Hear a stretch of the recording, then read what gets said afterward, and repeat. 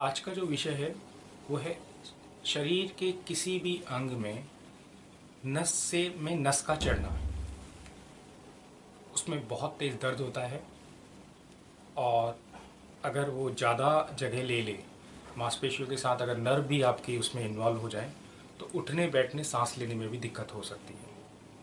और ये कई बार हाथ उठान कई लोग नहा रहे होते हैं, नस चढ़ जाती है और फिर गर्दन उनकी घूमनी बंद हो जाती है।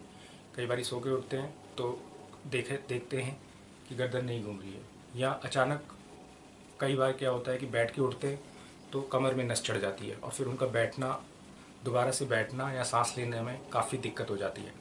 इसी तरह रात को सोते सोते या चलते वक्त आपके पिंडलियों में नस चढ़ जाती है और आपको बहुत तेज़ दबाना पड़ता है या दर्द होता है।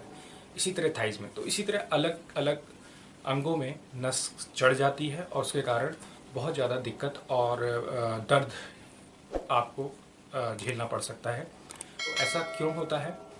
ऐसा विभिन्न कारणों से हो सकता है, जैसे मांसपेशियों का ज़्यादा इस्तेमाल हो सकता है, आराम ना मिला हो बहुत टाइम से, आप प्रॉपर नींद में नहीं गए हो, प्रॉपर रेस्ट ना मिला हो, इस कारण हो सकता है। कुछ डेफिशिएंसी जैसे मैग्नीशियम या कैल्शियम की डेफिशिएंसी के कारण भी ये रोग हो जाता। तो ये ना हो या होने के बाद क्या करें?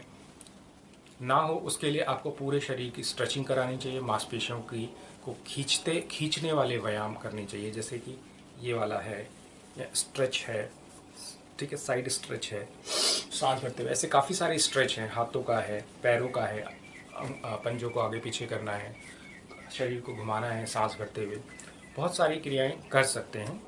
तो ये जो स्ट्रेचिंग एक्सरसाइजेज हैं ये हेल्प करती हैं आपके मांसपेशियों को रिलैक्स करने में, नस नाड़ियों में रक्त का संचार और सिग्नल्स को अच्छे से ले जाने लाने में।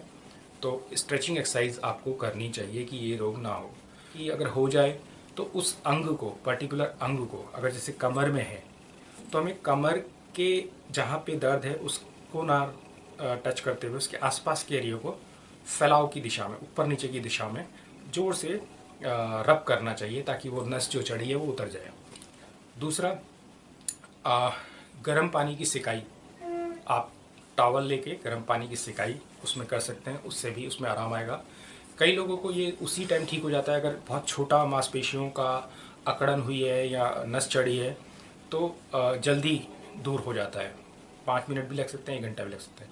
लेकिन कई लोगों में अगर जैसे बैक में बहुत सारी मांसपेशियाँ इन्वॉल्व हैं या नर्व इन्वॉल्व हैं तो उसमें 2 से 3 दिन भी लग जाते हैं उनको ठीक होने में, ठीक है। और ऐसा नहीं है कि ये नस चढ़ने के बाद आराम करेंगे तो जल्दी ठीक हो जाएगा, नहीं नहीं, मूवमेंट्स जितनी रहेंगी उतना ही ये इसमें ये काम ज़्यादा से ज़्यादा अच्छा होगा। आराम करने से वो इतनी अच्छी नहीं होंगी, ऐसा मत सोचिए, मूवमेंट्स चलती रहने दीजिए।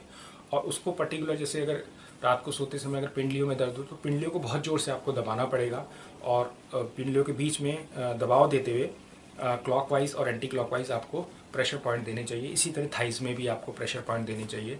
अगर उंगलियों में कोई अकड़न आई है तो आपको उसको इस तरीके से उंगली को दबाना पड़ेगा या उनको खींचना पड़ेगा। और अगर बहुत ज़्यादा किसी का ये बार बार अगेन एंड अगेन होता रहता है तो मैं कहूँगा कि उसको फिर किसी भी चिकित्सक से सलाह ज़रूर लेनी चाहिए।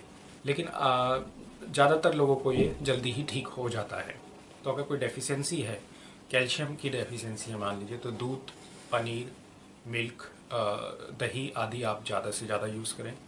मैग्नीशियम की अगर डेफिशिएंसी है तो आप पालक ले सकते हैं, कद्दू के बीज ले सकते हैं, मूंगफली ले सकते हैं, केला ले सकते उस कमी को आप दूर करिए।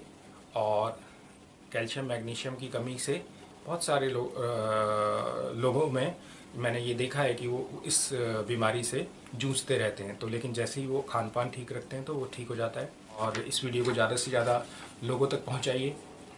और मैं ऐसी तरीके से वीडियो बनाते रहता हूँ हेल्थ के विषयों में। तो आपके कोई प्रश्न वगैरह हों तो ज़रूर शेयर करें, ज़रूर मुझे बताएं, मैं उसका कोशिश करूँगा बेस्ट आंसर आपको दूँ।